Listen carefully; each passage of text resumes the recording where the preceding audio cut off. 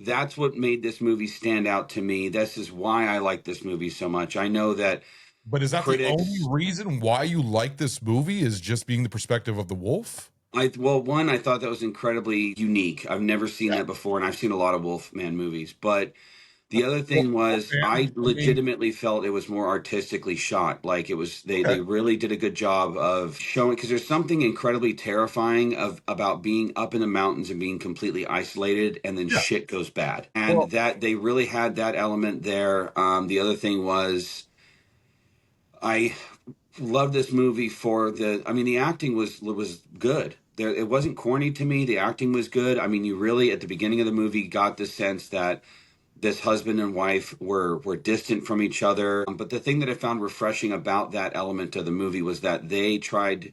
That you could tell that both the husband and the wife were trying. They yeah. really were. Because if the wife didn't give a fuck and she was done, she wouldn't have agreed to go on this trip with him. Like he's like, "Hey, look, I got this cabin that my dad gave me. He's passed away. You know, this could be a good way for us to kind of have a fresh start, and I really Yeah. want to reconnect with you." And she agreed to go, which shows that they are trying to be a family, and there's something very beautiful about that, because in this day and age, a lot of couples, when they get to that point where it's really hard, Yeah. they tend to just be like, "This is too hard, we're not jiving," and they just call it quits. Right. Very rarely do you see couples nowadays in our modern society where they both recognize, hey, like our marriage is not where it should be. We both need to work on this together, Right. and then they actually go through with it. So I thought that was a cool part of the movie. Well, the only kudos thing I give to the movie, the thing that I actually enjoyed was actually the part that you actually talked about was the wolf's perspective. I thought that was actually very beautiful, especially with the glowing blue eyes Yes.